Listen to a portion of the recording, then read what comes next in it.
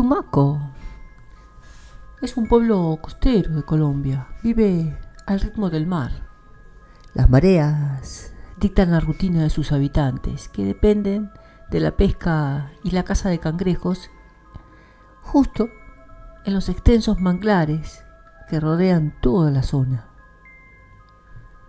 Durante el día, el sol brilla sobre las agüitas tranquilas, pero cuando cae la noche, el manglar se transforma en un lugar de sombras, de raíces retorcidas y de rumores susurrados por los más ancianos. Se dice que el manglar no olvida, que guarda los secretos de los que mueren en sus aguas y que cuando la marea baja, pero una de esas veces que la marea baja realmente mucho, lo que fue tragado por el fango regresa para buscar algo o a alguien. Era una madrugada, había luna nueva, cuando los pescadores descubrieron los cuerpos.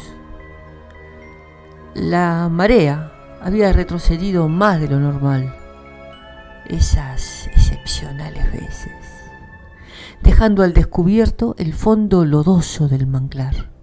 Entre las raíces gruesas y negras, atrapados como peces en una red, yacían cadáveres. No flotaban, ni desprendían el hedor de la descomposición. No, estaban allí, erguidos, sus rostros aún visibles bajo una capa de fino limo. Don Tonelario, el más viejo del grupo, sintió el peso del mal agüero en su pecho. No los toquen, murmuró persignándose, no los toquen. Pero la advertencia llegó demasiado tarde. Miguel, un joven pescador, se acercó a uno de los cuerpos para ver si conocía a la víctima. Apenas lo rozó con la punta de los dedos, el cadáver se sacudió con un movimiento espasmódico. Miguel cayó de espaldas al lodo, gritando de terror, mientras los demás pescadores veían cómo todos los cuerpos comenzaban a retorcerse. Ojos vacíos se abrieron y bocas cubiertas de algas dejaron escapar burbujas de aire estancado. Entonces Miguel dejó de gritar.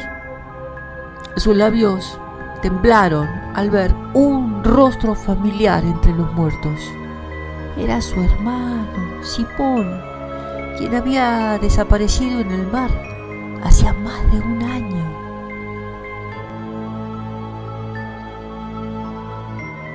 Esa noche,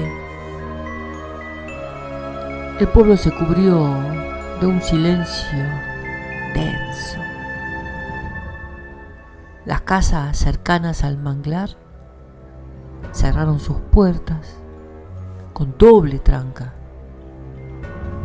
La madre de Miguel lo encontró sentado en la hamaca de la entrada, con los ojos clavados en la nada. No hablaba, no comía. A la medianoche se escuchó el primer golpe.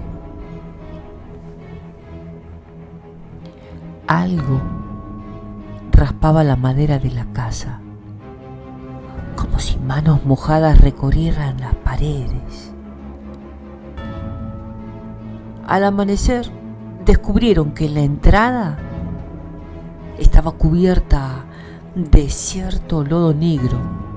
Y no era la única. Varias casas cerca de la orilla amanecieron igual. El barro se deslizaba por las paredes y goteaba desde los techos, dejando un hedor a marea podrida. El hedor que no tenían los muertos lo tenía el lodo y ahora estaba en sus casas. Cuando Miguel salió de su casita, sintió que algo lo llamaba. Se dirigió hacia el manglar sin decir palabra. Su madre intentó detenerlo, pero el joven tenía la mirada vacía, como si ya no estuviera allí del todo. Al llegar a la orilla, sus pies se hundieron en el barro espeso. Allí, entre las raíces anudadas, vio algo que le heló la sangre. Su nombre estaba escrito en la corteza de un árbol sumergido. Y no era el único. Decenas de nombres aparecieron en los troncos de los manglares sumergidos, nombres de personas que aún estaban con vida.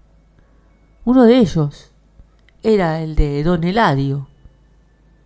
Cuando lo supo, el viejo pescador cayó de rodillas, murmurando oraciones entrecortadas. El manglar los estaba reclamando, dijo con voz ronca. Quiere llevarse lo que le pertenece. Esa misma noche, Miguel desapareció.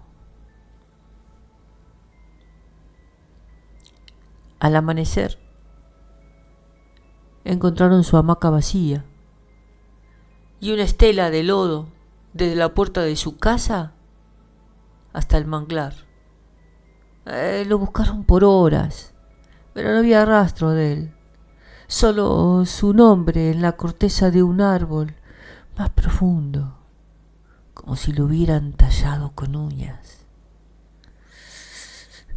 Eladio comprendió entonces que la única manera de detener aquello era devolver lo que había sido perturbado. Organizó un grupo y, armados con antorchas y machetes, se adentraron en el pantano para desenterrar a los muertos. Al llegar al sitio donde los cuerpos habían aparecido, el lodo comenzó a moverse. No era el viento ni la marea. Algo bajo la superficie los observaba. Eladio alzó su machete y recitó una vieja oración. Uno a uno los pescadores arrojaron ofrendas de sal y carbón al agua estancada, pero cuando intentaron irse, el suelo cedió bajo sus pies. Manos surgiendo del lodo los sujetaron con fuerza, uñas hinchadas clavándose en sus pieles. Los muertos del manglar querían arrastrarlos con ellos. Con el último aliento, Eladio gritó una sola palabra: ¡corran! ¡Corran!